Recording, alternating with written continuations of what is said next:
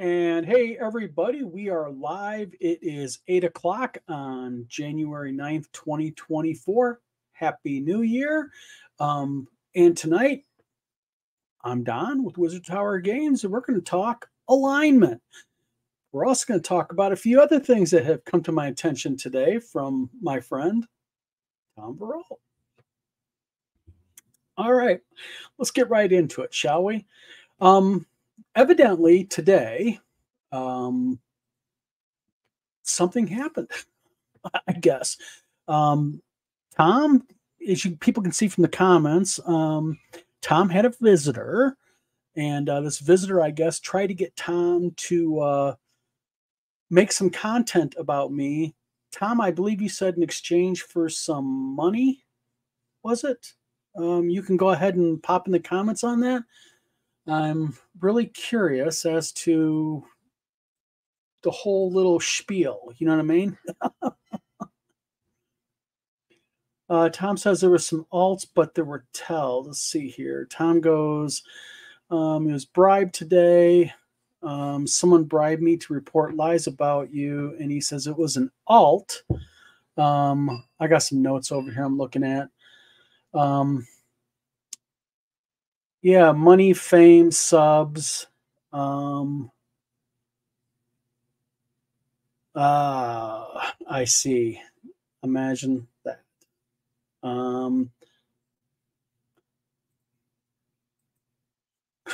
Welcome to my channel.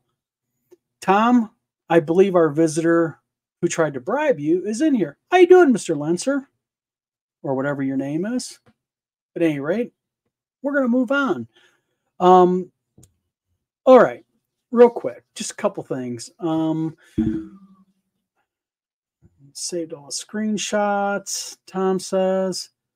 Good deal. You know, everybody, I'm going to real quickly, we're going to get back into this here in a few minutes. I want to get really into the core of the subject because we're starting to get more people watching the channel. Hi, Tammy. Thank you for tuning in. Tammy, as you know, what happened earlier with Tom. Well, guess who's here? Mr. Lenser is here. And yeah, basically what was going on here earlier was there was a, or there is a Facebook account called Sam Ferguson. It's got a little like demon goblin face on it in black and white. So if you guys run across it, beware. His name is not Sam Ferguson. I have my opinions on who this person is, but evidently this person approached Tom earlier today from the Tabletop Tap Room, and pretty much the gist of it. And Tom, please correct me if I'm wrong here. Basically, he tried to tell Tom that if Tom made a video about me reporting some BS about me, supposedly I have felony warrants out of North Carolina for me, the bankruptcy court or some BS like that. And he told Tom that if he did that, and if Tom made a video about that, he would make sure Tom got subs. Tom, correct me if I'm wrong here, but didn't he tell you that, thank you, Tammy, I appreciate that.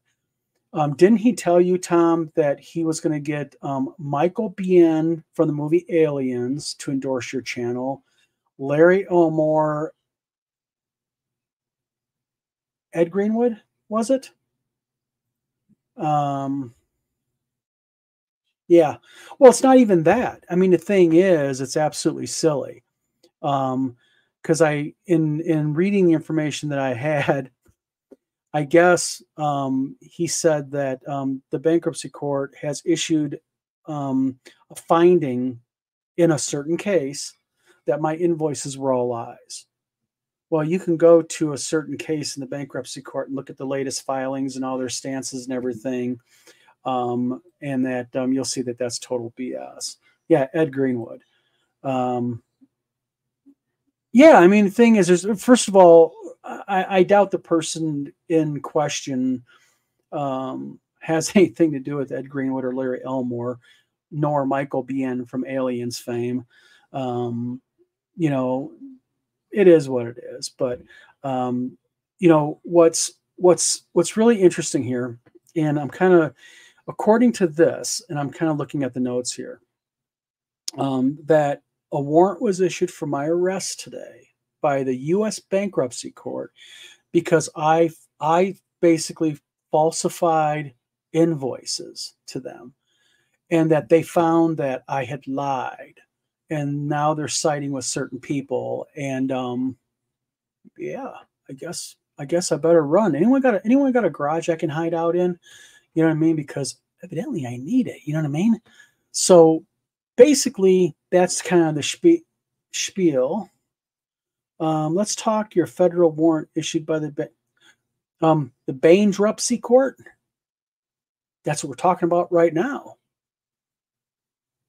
You're here. I'm not gonna block this person. If you would like to go ahead in front of everybody right here, I would welcome you to please post the details of the warrant for my arrest by the U.S. Bankruptcy Court. Please, you're invited. I'm not going to block this guy.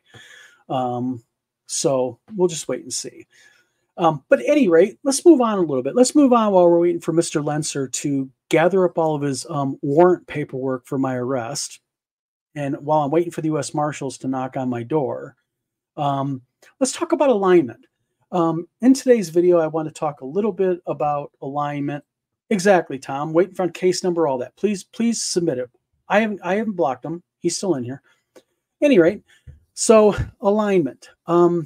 I kind of began talking a little bit about it the other day in a group. We started talking about alignment and such. And basically, I wanted to get into the topic of it because one of the first homebrew rules that I got into when I started playing, when I went from OD&D and I got into AD&D, one of the first homebrew rules that I did was I got rid of alignment. And the reason why I got rid of alignment was I found that alignment was too problematic. I found that alignment was too stringent. And it was unrealistic because very few people can play their alignment really accurately. And plus, in my opinion, I always felt that there was a basic flaw with alignment, and that was this. I'm going to use Adolf Hitler as an example. Now, Adolf Hitler arguably is one of the most vile human beings in the history of mankind. Let's just put it out there. I mean, his ideas, his ideals, his ethics, his morals were to say that they're reprehensible is a drop in the bucket of understatements. And I think everybody here would agree with me, unless you're Dave Johnson, but that's another video, or Michael Yack, you know what I mean? But at any rate, so basically, you take someone like Adolf Hitler. Now, by any stretch, if you took a look at Adolf Hitler and you put him in a World War II RPG game with the similar type of alignment system, the argument could be that, exactly, Tom, would be that he is most likely chaotic evil, or maybe he is, I don't even want to use the term lawful evil or whatnot, but he's definitely on the evil spectrum. But there was a side to Adolf Hitler that even historians agree with. He was loving and gentle to his dog until that last day, and he tended to love children. So like all the little other Nazi hierarchy would bring their children and grandchildren, and he was very good to them. So he treated children kindly as long as they were part of the party. You know what I mean? So what I mean by that, and kind of what I'm getting at, disillusioned. Exactly, Tammy. Michael Stronghold, thank you for coming to my channel. I think lawful evil would be accurate. Yes, because he demanded structure, but he was an evil person. So what you have is you have individuals that are very evil innately, but they are capable of doing good things, like treating a dog kindly or treating a child kindly. Even at the same time, like as an example, he may bounce Hermann Goring's daughter on his knee, but earlier that day signed an order to go ahead and build another concentration camp where he knows children will go to and be murdered. So my theory behind alignment was, I think alignment was innately flawed because even very, very bad people do good things. That's why being a paladin and the strictures and the limitations upon a paladin based upon alignment, to me, were always kind of silly. They never made sense, because if you play a paladin to the true word through their alignment and everything, then what ends up happening is it's kind of inaccurate to me. Michael Stronghold says most evil politicians really fall in the lawful camp. Yes, I agree. T. Taylor, thank you for cutting my video tonight. 4th edition only had 5 alignments: lawful, good, good, chaotic, evil, evil, and unaligned. Yes, because I think in 4th edition, they saw some of the innate issues with alignment and they tried to kind of like course correct them, and it kind of backfired on them. That's why in my AD&D campaign games, I do not have alignment. What I went ahead and did is everybody, I remember my dad had a saying. My dad's saying used to be, everybody was quirky in their own way. So I added quirks to my game. And I think quirks are a better way of doing it than an alignment. And the reason why I tend to like quirks is because, you know, everybody has something about them that's different. You know, whether or not they're hyper organized, or whether or not they don't like to step on cracks in the sidewalk, or, you know, maybe when they sit down and like you might call it a quirk of mine. I don't use straws in restaurants. I'll take the straw out of my cup or my glass. Just been something I've done all my life. I do it unconsciously. The way I hold a coffee cup when I drink coffee or tea. You have personality quirks. Some people have a habit of saying a certain thing. They have a certain phrase that they use constantly. Some people are innately sarcastic. Some people are innately very serious. Those are all what I call personality quirks. They're quirks of nature.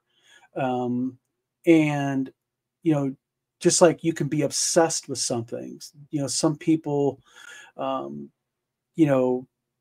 don't know, some people like like my one daughter, Sarah, when she has food on a plate, she doesn't like any of the food touching.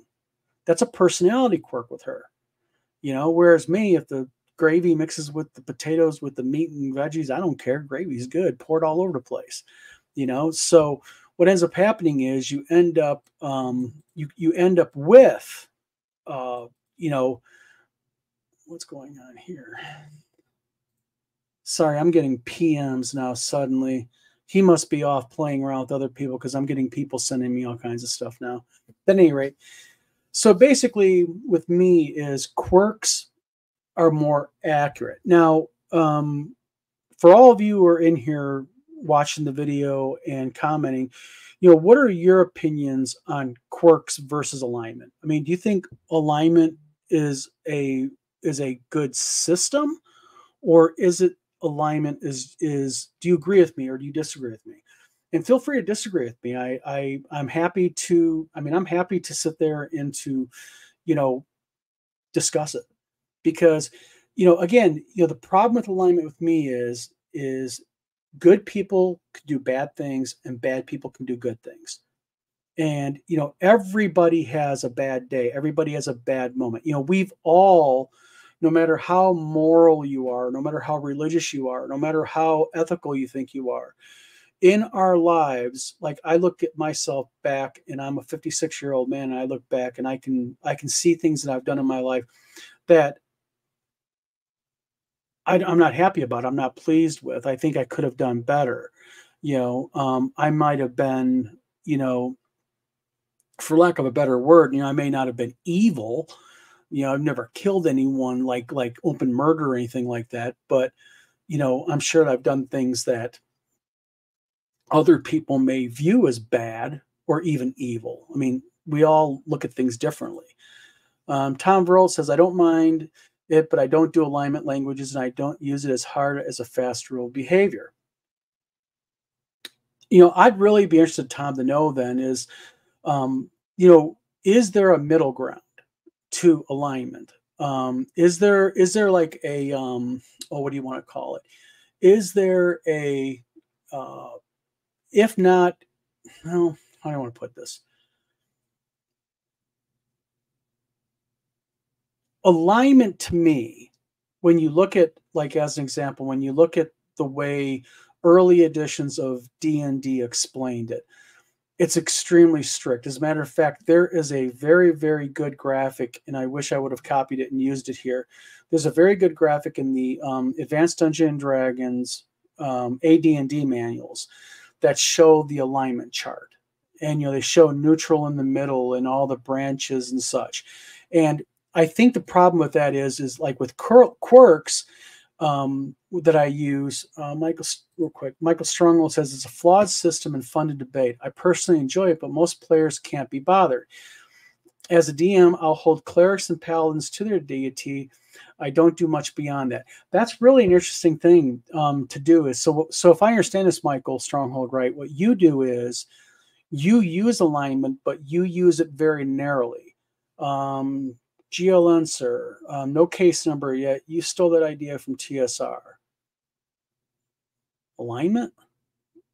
Or are we talking quirks? Oh, you always make sense. At any rate, moving on from him until he gives. I'm looking for my case number still. Tom Verld says I use it like charisma. It's something on my character sheet. It can inform play, but it's ignored. If it's ignored, it's no big deal. Well, I guess my question is this: is that I guess my question would be then is Tom, and I'm not picking on you, but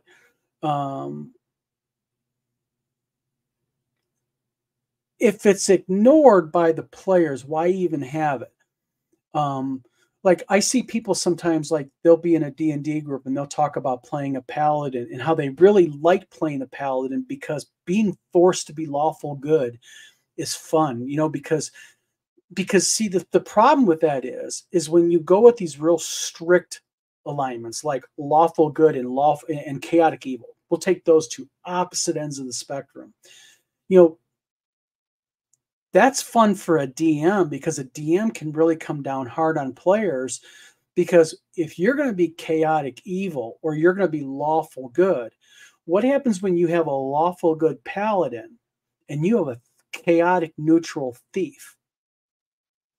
Now, the argument, and I've seen this done at tables before, is you have a chaotic neutral thief and he needs to pick that lock because inside that house is something that they need.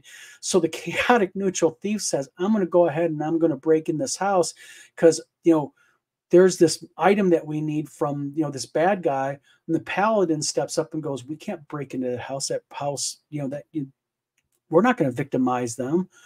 Well, they're bad and evil, the thief says.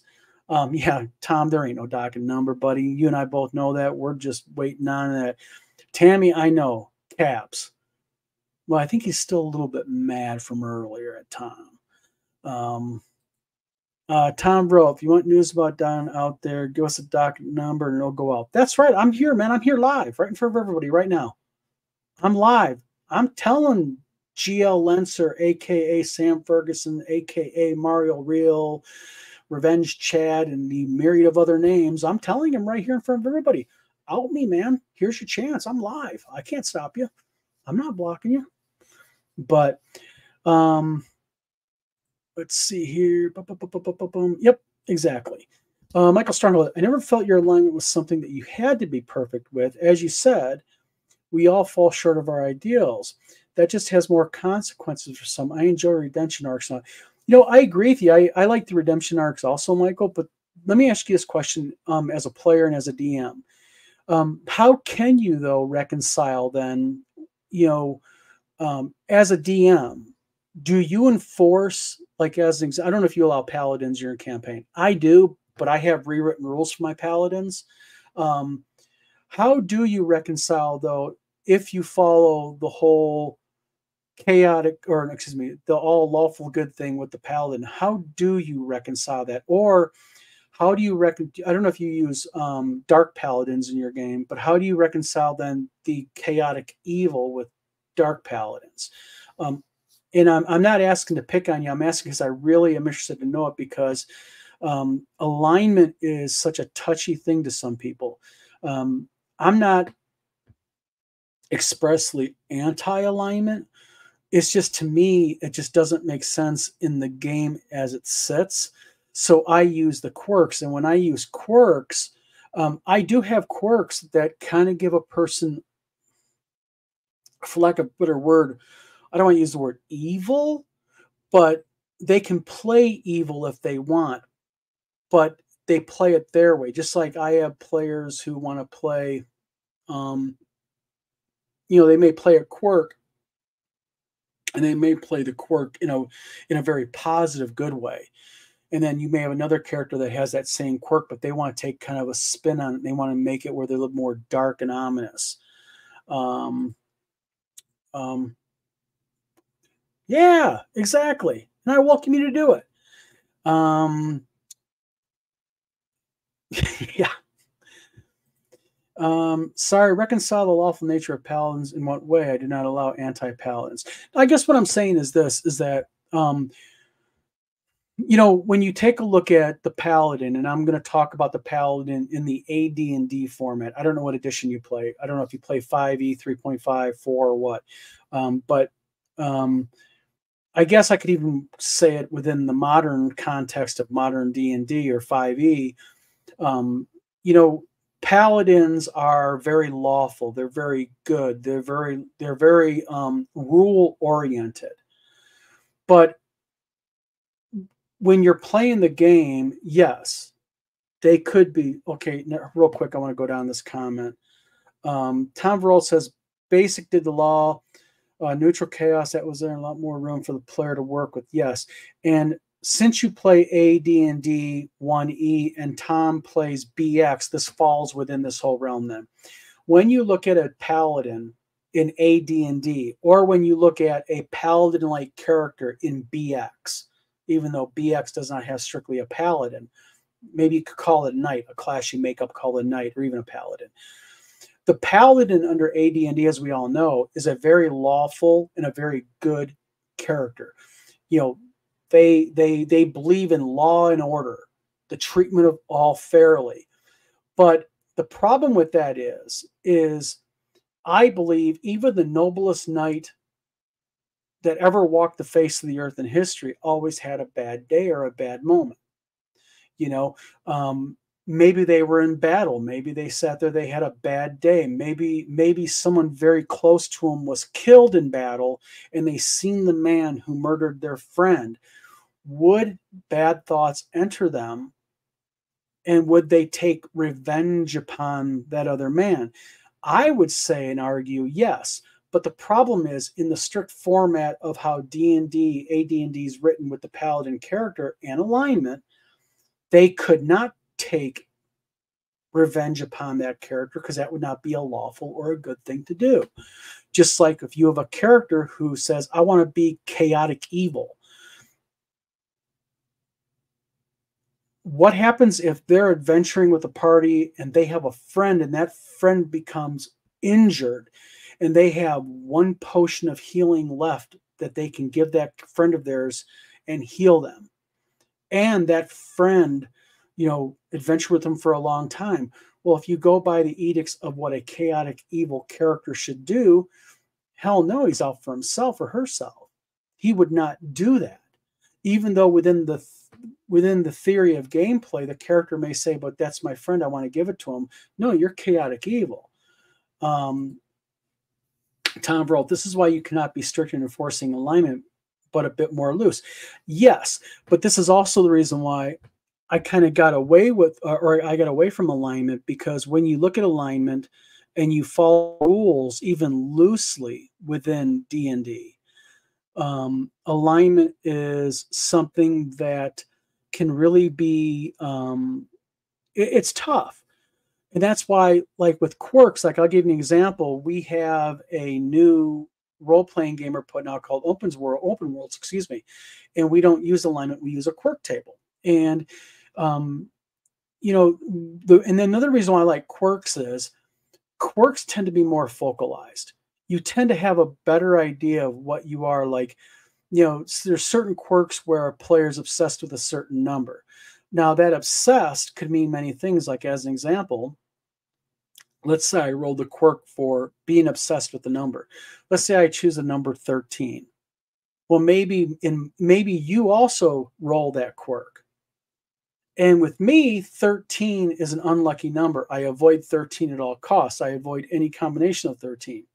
Whereas you, excuse me, you may choose 13 and say, that's my lucky number. I'm going to try to always do something that has to do with 13. So I think with quirks, what they allow you to do is over alignment is quirks allow you to be more, I think it allows more originality with the player.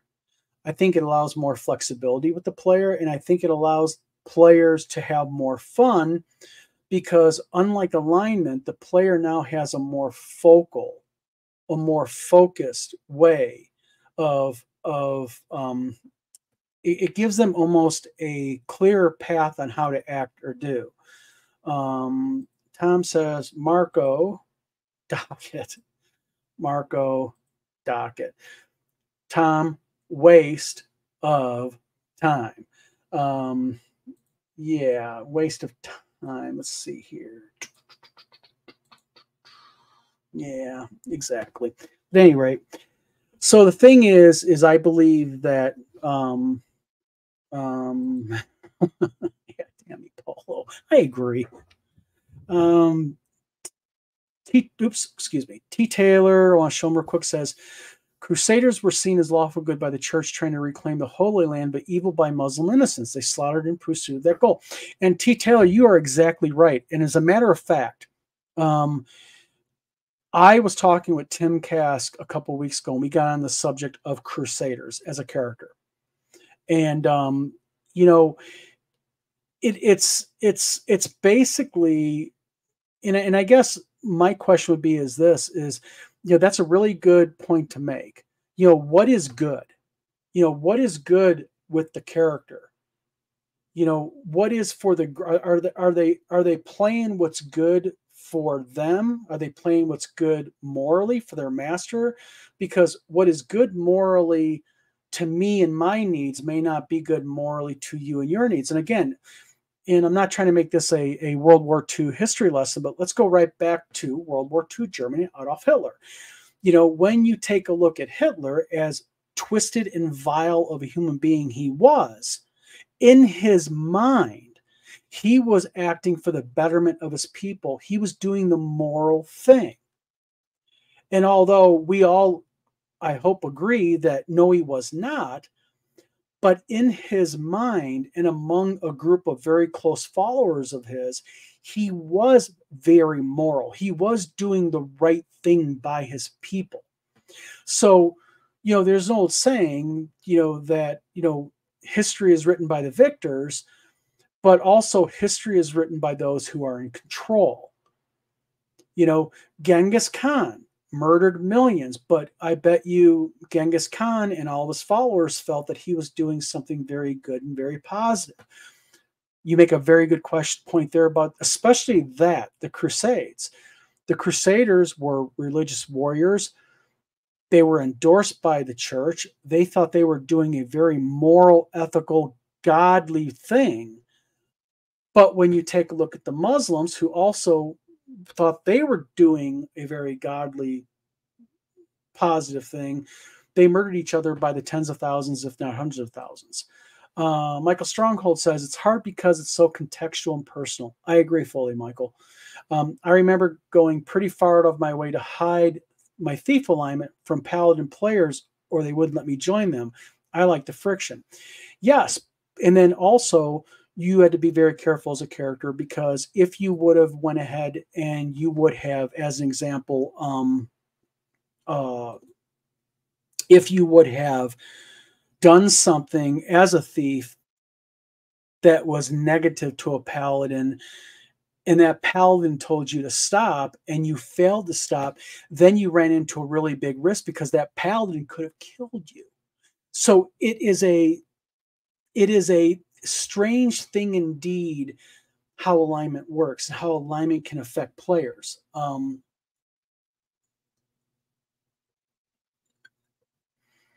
So that's the reason I go with the quirk system. And you know, for those of you who don't really understand what the quirk system is, it's basically all it is little individual character things. It could be something so small as your player character, doesn't like helmets. It could be something your player character doesn't like a certain number. Maybe they're obsessed with a certain number. Your player character, and I even have these in there. Your player character has an innate distrust of maybe elves or goblins or gnomes or halflings. They're just little quirks, and you can have multiple ones. I mean, you can depending on certain modifiers within the game, you could roll up to 2 or 3 quirks. And T. Taylor says, didn't Gygax in an old article about paladins say lawful good followed? Actually, that's how I judge paladins in my campaign. Machiavellism is interesting because, yes, I believe that's what he said. I would have to ask. I think that's a Dragon article. It might be. But the thing is when you look at that, again, the paladin is on such a high. They're on such a high end of the spectrum. I mean, they're on the meter of radical. They're pagan on the far end of the meter, just like chaotic evil characters are pagan on the other side. I tend to believe that basically most characters follow more of a neutral standpoint because, and I'm not saying true neutral, because neutral allows you, I believe, and I always try to play like a neutral character, because you can do good, you can do bad, but then if you do some bad, it's not really a good thing. But if you do some good stuff, it's not really a bad thing, depending on the situation. Tom Verult says it's lawful good, not lawful stupid. You are right, but this is where you get, again, you're a player and you're playing in my game. What ends up happening regarding the difference between lawful good, not lawful stupid?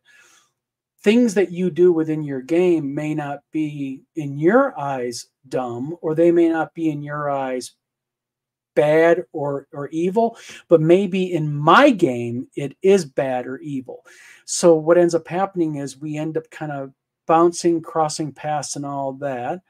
Michael Stronghold says, as an adult, I take the scope of evil, or I take the evil into consideration. I don't view smiting kobold families as the same thing as demons. You can be more unfair against greater evil, if that makes sense. Yes, I think I get your opinion 100%. Why don't you make original things? Whatever. Any rate, back to your question, Michael. Yeah, I think that there are things. It's sort of like saying, would fighting a goblin and killing a goblin in a fight be considered a fair thing, or maybe a good thing? Maybe, yes. But if you came across a severely wounded goblin who is helpless, is it a fair and good thing just to walk up to him and kill him? Some players would say, well, yes, because he's a goblin. They're evil. They're vile. They're nasty. What would you do if that was you and he was in your place? Other players would go, but the guy's helpless. You don't fulfill anything. There's nothing that you get out of killing this thing. So it all depends. Yeah, I know. Yep, I know. I agree. Still waiting on it. Tom, hey, Tom's going to out me, man. If you give him the info, Tom's going to out me. Yeah. So basically, I think the idea is, and this is why I like talking about alignment versus quirks so much, is I think that quirks solve the issues with alignment. Now, anybody in here that's watching this video, do you guys have any other type of system besides alignments or quirks that you utilize? Or do you have any unique ways that you for lack of a better word, that you go ahead and you utilize using alignment or quirks that add a spin to the game, that make the game more fun, or that solves some of the innate problems of alignment? If so, I would love to have you make a comment and let us know. Another thing I like about quirks, and the reason why I instilled quirks in my AD&D campaign, more so than, hold on, man, I want to do this because Michael Stronghold just said something. He says, Michael Stronghold says, my buddy would warn enemies and things like that to even the fight and annoy the shit out of us as players, but I think that was a decent interpretation of things. Yes, I agree. The thing is I know a lot of players like an easy way of earning experience points and earning treasure and whatnot. And that's the reason why when Tom has a copy of one of my modules, what I tend to do in my modules is I have specific scenarios where players run into existing creatures, but I have notations within my game module, like the Haunted Ruins, that in case that you run into like if your party is way, way overpowered at the end of, against an existing creature, I have a random monster encounter table that you can also roll off of that might even up the score, if you will. Because what I want to make sure is when players are playing the game, yes, you're going to have those easy fights. In fact, in my game, I have a case where there is a injured goblin in the dungeon in the Haunted Ruins. You run across one. If you want to kill him, that's up to you. But I will give you a little bit of a spoiler alert. Be careful of the things that you do, because acting rashly now, you never know what that individual or that creature, how they could have maybe helped you for something later on. But that's usually up to the players to kind of hash that out. But when you have a system such as alignment, that's, I believe, the big flaw in D&D is alignment. I think that's one of the biggest flaws, especially in AD&D. And because, like I said, because alignment really pigeonholes you. It really forces you, or forces the character and the DM to do two different things. Because let's also take a look at something. What happens if I'm a character in Tom's game? I'll pick on Tom. And Tom's the DM, and I am a neutral good character. And as a neutral good character, I see something that I need to do that in my eyes as a player or as a person is more of a neutral thing to do. But Tom, because Tom's his own man, his own set of ideology, his own ideology and his own set of ethics and morals, maybe Tom as a DM says, hey, Don, you're doing something that's very, very chaotic and very evil. I don't think that that's a right thing to do. And I start arguing with my DM and saying, but wait a minute, no. That's not evil or chaotic. I think that's more of a neutral thing to do. Yes, the DM makes his decision. The DM goes ahead and says, as Tom would do, is Tom can say either, you think about it, you're right. Or maybe Tom will say, no, I'm the DM. I view that as something that you're out of your alignment. Maybe he penalizes me. Maybe he does something like that. That's where a lot, and I think alignment is where a lot of confrontations can come in between players and DMs. I also think alignment is where a lot of players can fight amongst themselves. Again, we go back to I'm the thief, and inside this house is something that we all need, even the paladin needs. And I tell the paladin or the group that I'm going to break into this home and steal the item that we all need to continue our adventure. the paladin might be morally obligated because he's chaos or because he's lawful good to say, no, you are not going to do that. You're not breaking into this home. Well, then you have another group of players going, oh, come on, Cord the paladin, I think you're wrong. Well, now we've got discord among the group and within the group. And I think that then what ends up happening is if you have quirks, it solves the issue. Michael Stronghold says, my buddy would warn enemies. Oh, never mind. Sorry about that. I already read that. T. Taylor, if you let them go. Yes, but the thing is, and that's the other thing that as a DM, I believe that your job as a DM, I think, is to let the players kind of do their thing. But you also have an obligation per the rules to enforce alignment if you're going to use it. And as the rules are written within AD&D, I don't even like the way the rules are written, because in AD&D, alignment is very, very stringently outlined. The table is very stringently outlined. I mean, there's no overlap.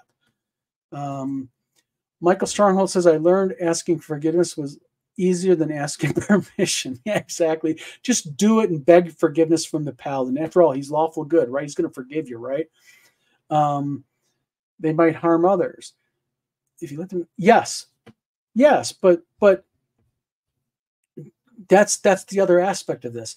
Let's say the paladin, for some reason, breaks his moral code and says, well, since we need it, there's the greater good. And because of the greater good for my mission, for my master, my God, my bishop, my deity, whatever, go ahead and break into that home, thief. And I dutifully grab, and I'm going to play a thief because that's what GL Enser calls me. And I break into the headquarters of TSR Hobbies. And I go ahead and I steal the golden chalice. But while in there, a guard stops me and I kill the guard. As I walk out, I say, I got the golden chalice, and the paladin pats Don on his back. And Don says, yeah, but man, I barely got this golden chalice we needed because I had to kill that guard to do it. Now we run into another moral quandary. And this is what ends up happening with alignment when you get into the extreme alignments. Moral quandaries start beginning, and they can overlap and they can compile, because now suddenly you murdered him. What do you mean you killed him? Maybe I tell the paladin, well, he was standing there, he didn't see me, and in order to get there, I had to cut the guy's throat. And the paladin goes, wait a minute, you killed him by cutting his throat? Now I'm going to have a problem with my paladin, if the paladin is going to play per his alignment, per the game of AD&D. And then Michael Stronghold says, yeah, Paladin might not have all his powers tomorrow. Exactly. And that's the other part of it, because now suddenly the player character knows that if they do not follow their alignment properly and follow their deity's wishes, they could be punished. So that's the reason why, I guess this in a nutshell is a reason why I don't play alignments in my game. I instead use quirks. Because you can do a quirk like very religious. Now, this is the thing. If, let's say, Michael Stronghold, Tammy, and me are the three player characters, and all three of us are rolling for our quirks, and one of the quirks all three of us roll are very religious, Tammy could play that very religious quirk very differently than Michael Stronghold does, and I could play it very differently than from the both of them. Because it allows more fluidity within the game, quirks do. It allows the character, the player, to take more control, I believe, of their character and do different things with it. You can have a paladin, or in my game, we have a class called the Inquisitor. And it's basically, and the Inquisitor is basically like a holy knight. But depending on the quirk you pull, how do you play that Inquisitor? Now, the Inquisitor is a very, very formidable sounding character. when you read the Inquisitor's description, the he or she who plays the Inquisitor, based on their baseline stats that they need, they tend to be very religious and they tend to be very strict. But how do you want to play that religious? How do you want to play that strictness? As that type of character. What happens if you're playing an Inquisitor? There's certain quirks you cannot have. So if you roll them, you got to re-roll. Excuse me, but I just think the quirk aspect, again, adds that fluidity to the game. It adds more creativity to the game. I think it adds a fun factor to the game that alignment can help snuff out. It cuts down on the arguing in the game between players, and it cuts down on the arguing and debate, among players themselves at the table. And I believe it also cuts down on arguing and debate among players and the DM.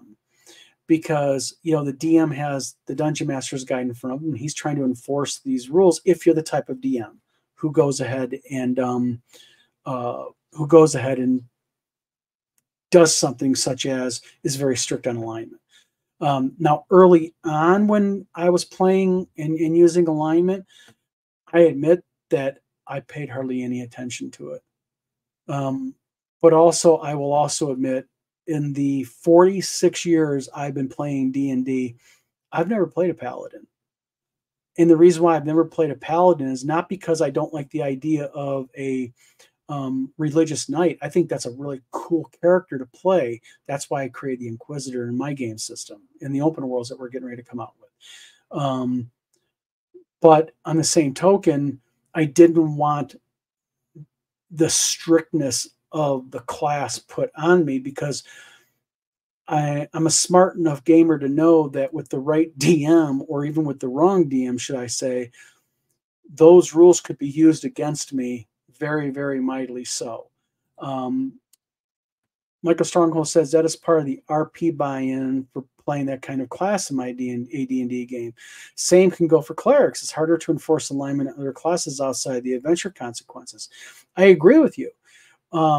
But the thing is, when it comes to clerics, there really is no alignment requirement for clerics. It's based upon their deity. I mean, you have a cleric. I mean, a cleric could say that I'm going to go ahead and I'm going to follow, I don't know, maybe they say that I want to follow Asmodeus, wherever you want to pronounce his name, which is a vile devil in D&D. Or maybe there is a deity within the game system of the world that the GM created or DM created that is very vile and evil. But so you have this cleric that's following this very vile and evil deity. But then what ends up happening is this, I think you run into also, and again, I got 46 years under my belt playing D&D, I've about seen it all, is then you end up having an issue of, well, you have a character who is innately good. Let's say they're playing a, lawful good, or not lawful good, maybe they're playing a chaotic good character. Both characters don't know what each other's alignments are. But because of the way that this, let's just say this fighter, this chaotic good, or this neutral good character, this neutral good fighter's playing the game during the adventure, this cleric starts to get the impression this fighter's innately good. Well, what happens if, as a healer, what happens when that fighter becomes gravely injured? Will that cleric have, for lack of a better word, a moral quandary of whether or not he should heal him? So again, and this is again the problem with alignment, because every DM views it differently. Every DM kind of enforces it differently. And if you have that right kind of DM who really goes overkill and strong with the enforcement of it, then they can go ahead and it can create some issues in the game.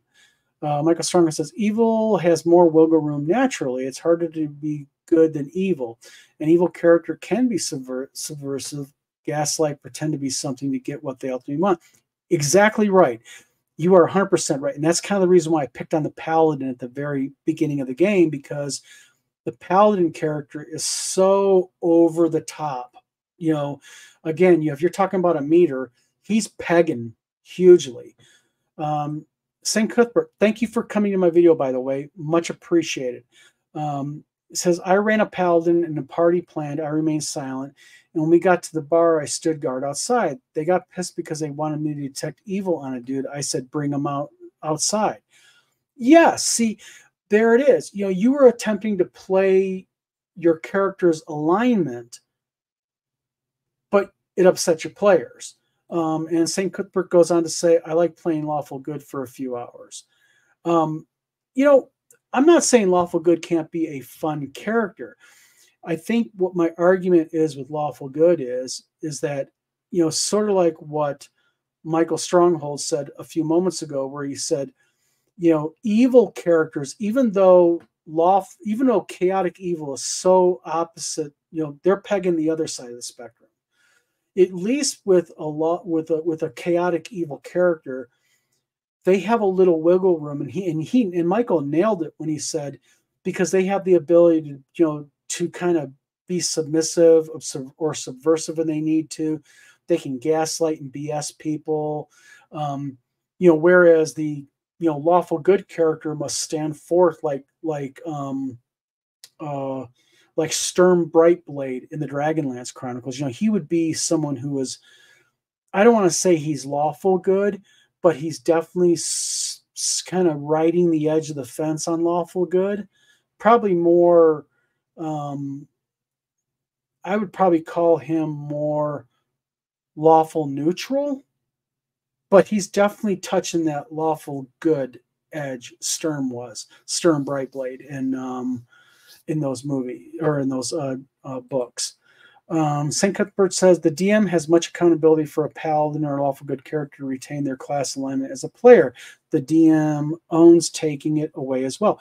Yes, but then again, this is the reason why I stay away from alignment.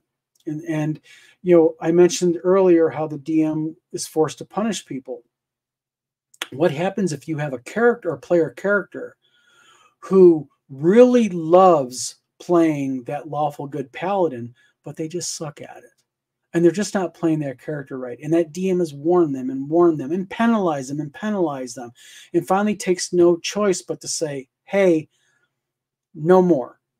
Now you're going to have discord at the table. You're going to have fighting and arguing at the table, because now you're taking this character who really loves their PC, and you're telling that player, sorry, you cannot be that anymore because you're misplaying the alignment. Thus why I stay away from alignment and I go to quirks, because, you know, if you use that example, the nice thing about a quirk is, and if we go right back to, let's say your quirk is, you're very religious and you roll a second quirk and it says, you tend to look at life in as good or bad. You know, what does that mean? You know, well, it means exactly what the player wants to play it as long as they're a little bit consistent. You know, again, religion. What is the basis for religion? I'll pick on Tammy, Michael and me. You know, we go ahead and we're all three characters. All three of us are if one of our quirks is we're very religious, even if we don't all talk beforehand, even if we don't all sit down and make an agreement, hey, let's all play a certain way. If we're going to play a religious character independently, we're most likely going to play them very differently, because it just depends maybe on our own religion, depends maybe on our upbringing, depends maybe on our outlook on life, you know. So just all depends. So, you know, to me, to me, alignment is just so filled with innate issues and problems. Michael Stronghold says, if I take something away, it's purely to create a character arc to get it back. I guess I've developed enough trust at the table that people kind of get what I'm doing. It's pretty rare, so it's fun. That's actually really fun to do also. I agree with you. I rarely, when I was a DM, I rarely took something away from players just arbitrarily and did it and made it a black and white issue. It's gone. I'm sort of like game like you do. What I like to do is you can take something away from characters and it can turn into an entire different trope. It can turn into an entire different adventure for them, because maybe they want that back. Maybe they need to get it back. And that includes losing their status as a paladin. Maybe that individual needs to atone to his god or his deity in order to be worthy enough to be a paladin again under the arm of that deity. I think Michael Stronghold, I think that is absolutely spot on, a great way of doing it. But with quirks, and I think that though is an outlier. I think that type of DMing is an outlier, and I'm going to touch on something real quick, and I don't mean to offend anybody that plays 5e, but that level of creativeness, I think, has been lost a little bit with the newer edition of D&D, because with 5e, we all know that, and I'm not making a social statement against it. What I'm saying is, with 5e, characters tend to start off more powerful. They tend to start very high up on the curve instead of very low on it. They tend to gain powers very quickly. I know 4th level, 5th edition characters that tend to have more than 8th or 9th level AD&D characters. And me as a player, I'll be honest with you, if I told you my sweet spot in D&D of what levels I love that right around 3rd to 4th to 7th to 8th level. And I'll be honest with you, I've been known to, once my character hits 9th level, I don't want to play the character no more. I want to go back down to 1st level. I want to start over, because it's just so enjoyable for me as a player to go from that 3rd level-ish area and work my way up and game my way up to that 7th, 8th level, area. Michael Stronghold says, emergent story, I think the kids call it. Yes, that's exactly what they call it. I've heard that term many times on Twitter. St. Cuthbert says, I'll be at a con on the Cobb this year running 2 cool games to kill a lich in the battle at the Coliseum. I heard it's a hoot of a con. You know what? I'm going to be at GaryCon this year. We're going to have a booth there. And just a real quick advertisement note, I want to let everybody know. I was talking with Tim Kask last night. Tim is going to be at my booth signing books at GaryCon. So if you go to GaryCon and you want your book signed by Tim Kask, the man himself, swing on by my booth at Wizard Tower Games, and Tim will be there. John Hancocking, or Tim Kasking, as they say, books. So yeah. Now, real quick, St. Cuthbert, is to kill a lich in Battle at the Coliseum. Those are your own creations. To kill a lich. That actually sounds like a cool module. I like liches. I like ghasts. I love the powerful undead creatures. I really do. I think that they really add a lot to a game. Yeah.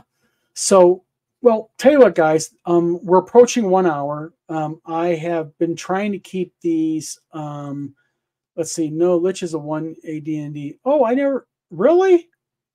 It's a 1E to kill a lich? It's a module? I admit, 46 years gaming. I did not know that. You learn something. Wow. I thought I knew most of the modules. Thanks for humbling me, St. Cuthbert. I sat there, I learned something today. But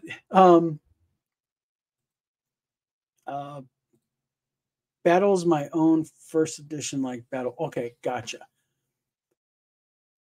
Let's see here. It was a Dragon Magazine module, something. There you go. Yeah, because I haven't read all the Dragon Magazine articles. Was Lich a dragon adventure? or something, or was it like in Dungeon Magazine or something? That's the reason why it threw me, because I was like, I've never heard of that. I was going to actually get on eBay, see if I could find it. So basically, just so everybody know, what I'm trying to do here is I'm trying to keep these videos to an hour. If you hit the subscribe button on my videos, you're going to help me a lot. I'm trying to build my channel up. To give some people an update, as we just crested 1 hour. Gotcha. Lich is a homemade adventure. Okay, misunderstood you earlier. Sorry about that. To give you guys a little bit of information what's going on, The Lost Adventures of Gary Con, we're wrapping that up. That's going to print here now via me. We're going to be shipping those out pronto. Me and Tim had a phone conference last night, actually extensively about it. We are adding 2 classes to the game. Originally, the Lost Adventures of Gary Con had no spare classes in them, but we decided as a bonus to throw 2. So the 2 new classes that we're introducing, which is going to have a OSE AD&D version and a 5e version, is going to be the Witch and the Proctor. And when you talk about a witch, we're not talking about the witch that you guys are thinking. This is a different kind of witch. It is unique. It is a the Proctor. Again, the Proctor is a religious warrior. So for those of you who are getting the idea, maybe like a Crusader, not really. A whole new spin. So that's what's about The Lost Adventures of Gary Con. We're adding the classes to it. So we're trying to give a little bit more. Also, with coming out here in February is going to be the Open Worlds role-playing game. Excuse me. That's a whole new system called the Tascoval system. Very, very simple to learn, but it is a heck of a system for you to adventure in, because it has a large campaign setting with it, critter catalog, GM guide, and player's handbook. Let's see here. Syncopus says lots of great mods from Judges Guild and other sources like Dragon Mag and Dungeon Mag, etc. Yeah, exactly. I think that's a cool thing. I think, and this is where I also did, is I believe that companies like Judges Guild and Kobold Press and all these other game companies, even these smaller indie presses, you know, they're inspiring, because what they're doing is they're putting out product that helps players. And you know, I think the whole Wizards of the Coast OGL thing showed gamers that although you can play D&D and you can enjoy D&D, even 5e and even the new version that's coming out, but also you really can grab inspiration, have a lot of fun with independent press, unique games. And that's what I hope that we're going to be providing people with the Open Worlds role-playing game. Yes, Dungeon Mag is a great to steal from. Dungeon and Dragon Magazine both were Dungeon and Dragon Magazine, 2 separate magazines. Were always full of awesome, cool stuff. Wizard Tower Games makes good stuff. I bought one of your made. Well, thank you very much. I appreciate it. You know, I try, and I put a lot of thought into like the modules we make, because what I want to be able to do is I want the type of module that I want to make is, and I'm not trying to stand on a soapbox. I want the module where you can play it, and you can play it per the rules, like just as it's written. But if you want to go back to it and you want to play around a little bit with it, there's different monster tables, there's wilderness tables, there's different things that you can spin the game up, and you can change it around a little bit very easily without having to do a whole bunch of notes and everything. You can actually be playing the game and on the fly go to the wandering tables or the miscellaneous tables and do something different, make it a different thing. I just think that's really cool. So we've been at 1 hour and 4 minutes now. Like I said, I try to keep these right around an hour so I don't waste your guys' Tuesday night. I do appreciate everybody who has been commenting in here. Thank you very much. For those of you who have subscribed, it's greatly appreciated. And to our good friend, Mr. GL Lenser, I appreciate you stopping in, buddy. Maybe next time when you swing in, you can maybe throw my warrant number or my case number out there. It'd be greatly appreciated, because I'm sure Tom Verolde has offered. He'll do a story on it. So you got your chance to go ahead and have Tom, my friend, out me on video. All you got to do is give me info, man. Come on. Um, so again, thank you everybody for tuning in. Thank you for commenting. Please, if you have not subscribed, hit that subscribe button. Help my channel grow. And I will be back next Tuesday. We'll be talking about, I don't know yet. If you guys have an idea for something you want me to talk about, by all means, post a comment down below or in the live and let me know, and I'll be glad to cover a subject. So everybody, hope you had a good Tuesday night. I hope 2024 started off well. I wish you all the best for 2024 coming up. Good night, everybody.